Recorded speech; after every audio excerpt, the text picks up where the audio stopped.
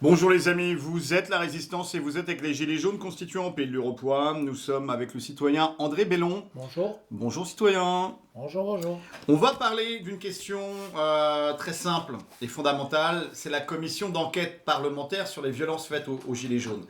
Comment faire pour que les Gilets jaunes deviennent une question d'intérêt national via cette commission d'enquête, sachant que les Gilets jaunes ne sont pas un problème politicien avec la France insoumise et toutes ces conneries, mais que les Gilets jaunes sont une question d'intérêt public, puisqu'on s'est levé pour la justice, la dignité, les biens communs de tous.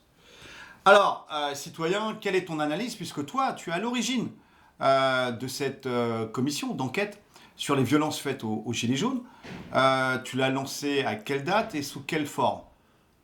Alors, sauf erreur de ma part, il y a 2 mois, 2 mois et demi. Bon. L'idée, c'est jusqu'à présent, la question des Gilets jaunes, qui est un mouvement populaire exceptionnel Et légitime. et légitime, a été traitée de telle façon qu'elle apparaisse comme un obstacle à l'ordre public. Et donc à l'intérêt public, bien entendu. Donc toute la question est de la faire réintégrer l'espace de l'intérêt public.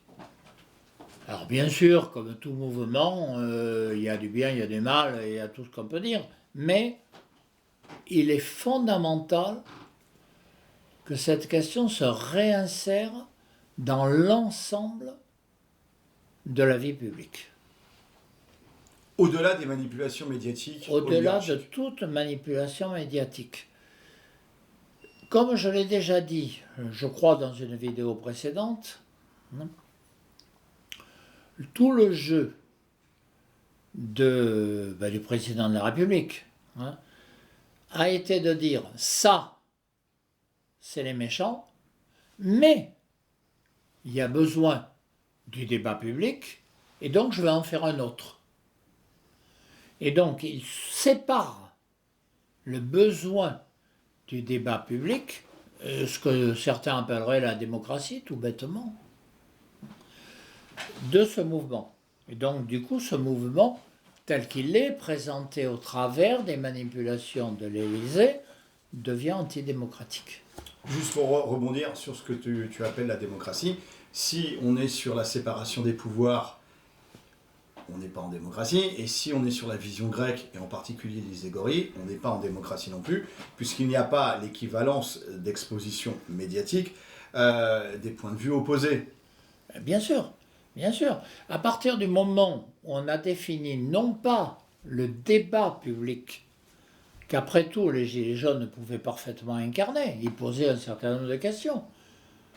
Et après tout, pourquoi pas, le président de la République n'avait qu'à les recevoir pour que ces questions deviennent des questions publiques.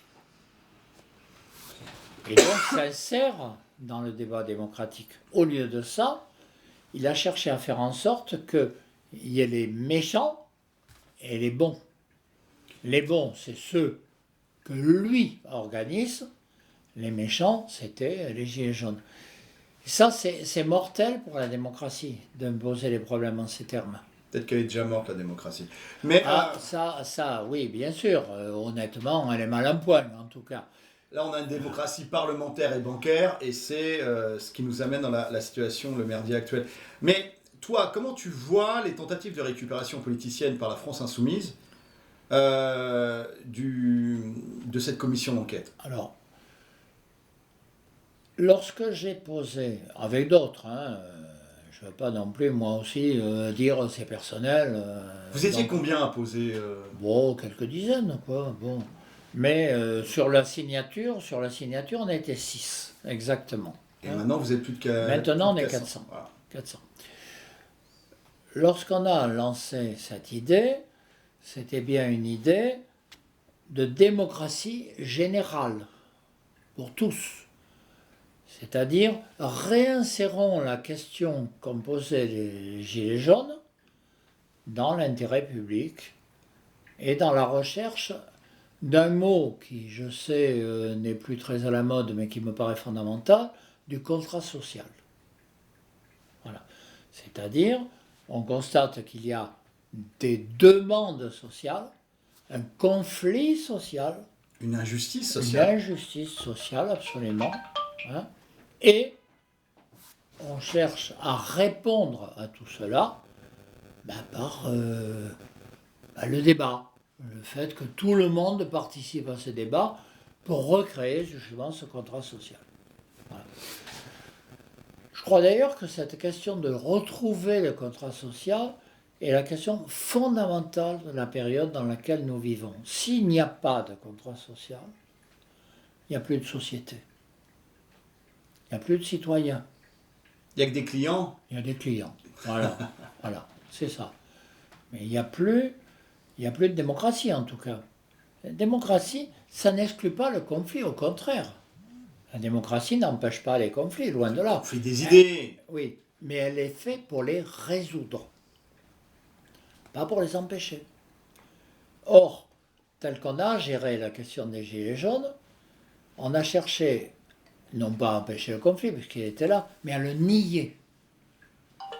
Les méchants, les bons. Ce n'est pas une bonne manière de vivre la démocratie. Pour vivre la démocratie, il faut accepter le débat, les confrontations, les contradictions, et puis après, on trouve les moyens de le résoudre. Mais en tout cas, on les accepte d'abord. Voilà, c'est compliqué parce que là, tu t'adresses en fait à des politiciens professionnels qui sont soit des employés de banque, soit des carriéristes professionnels qu'on n'a rien à foutre de la démocratie. Ils sont là pour se faire retirer la rondelle et puis... Alors c'est vrai que aujourd'hui, les représentants, puisqu'il s'agit bien de ça, quand on dit les élus, c'est marrant l'évolution du vocabulaire. On dit les élus, les élus, les élus. Les élus, c'est des représentants, donc par définition, ils doivent représenter. Ils sont en mandat représentatif. Oui, ils représentent que leurs intérêts. Donc ils doivent représenter, par définition, s'ils représentent, ils doivent être contrôlés par les gens qu'ils représentent. Mais non, mais il faut du mandat impératif et révocatoire alors. Voilà, tout à fait. Mais oui, bien sûr, c'est la question. Donc, on doit poser ce genre de questions. Alors, on peut discuter à perte de vue de ce qu'il y a eu dans l'histoire de France. Loin de moi l'idée de penser qu'il y a eu des périodes où tout était merveilleux. Mais je pense qu'entre ce qui était merveilleux et ce qui existe aujourd'hui, il y avait des intermédiaires quand même un peu moins catastrophiques. Bon, par exemple, dans la Troisième République, lorsque Gambetta dit « avec la démocratie, vous avez le moyen de poser les questions et d'essayer de les résoudre », au moins il admet qu'il y a des questions à poser. Aujourd'hui, on est au point où on dit « non, les questions ne se posent même plus ». Ah non, il y a des gens qui ont la réponse par principe. Le profit, le marché, la banque a raison. Voilà. Donc... On ne peut plus discuter. Il n'y a rien qui peut se discuter.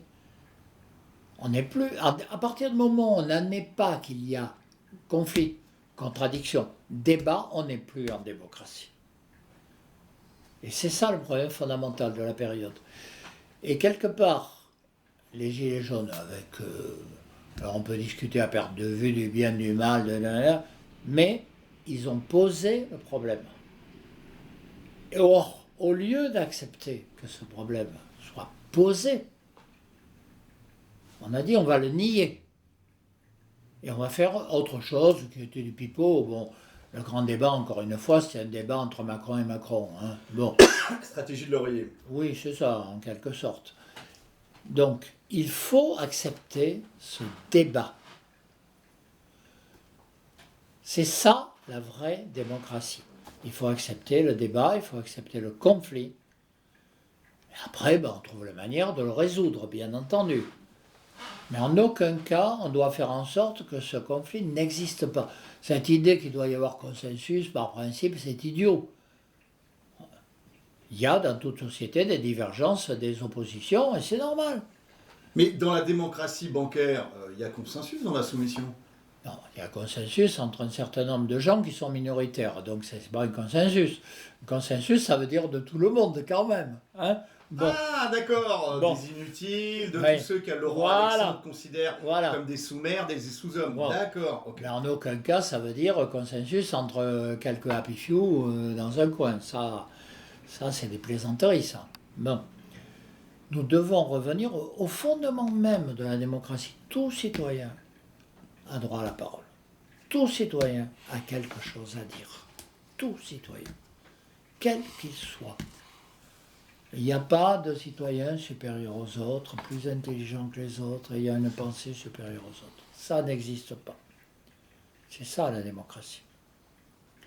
Et quelque part, la question des Gilets jaunes a fait réémerger ces évidences, enfin ce qui sont pour moi des évidences. Encore faut-il que la société accepte aujourd'hui, ce qui n'a pas été le cas jusqu'à présent, que ces évidences existent. Et il me semble maintenant, peut-être que certains qui nous écoutent ont d'autres idées, il me semble que l'idée de transmettre ces questions au Parlement, qui théoriquement doit prendre en charge l'intérêt public. Au Sénat et au Parlement. Au Sénat d'une part, à l'Assemblée nationale d'autre part. Que le faire prendre en compte par ces deux assemblées, c'est une manière de le réinsérer dans les débats publics, donc dans l'intérêt public, donc de poser la question du contrat social, puisque ça devient l'intérêt public. Mais alors, le fait que la France insoumise veuille récupérer ça à des vues politiciennes ou médiatiques, t'en penses quoi? Je dirais de la France insoumise, comme je dirais de n'importe quel parti qui voudrait faire la même chose, ça c'est pitoyable. C'est infantile et surtout c'est contre-productif. Parce que... Contre-productif pour qui? Parce que pour nous, ça empêche l'intérêt général, puisque ça devient un problème politicien. Mais c'est des politiciens, donc l'intérêt général, ils s'en foutent, c'est leur carrière. Oui, c'est leur structure, la LFI. À partir du moment où on me demande ce que j'en pense par rapport à eux, je peux dire que je considère que l'intérêt général, ils s'en fichent. Après, s'ils ont envie de répondre, ils répondront. Mais je pense que ce n'est pas leur question. Leur question, c'est l'intérêt de leur parti. Et ça, c'est dramatique par rapport aux objets dont moi j'ai parlé, qui sont l'intérêt général, le contrat social. Donc c'est des traites à l'intérêt général et au contrat social. Alors là, le vocabulaire, on peut en parler. Voire des sociaux. Mais en tout cas, c'est clair que c'est contradictoire avec cette recherche. Ça, c'est certain.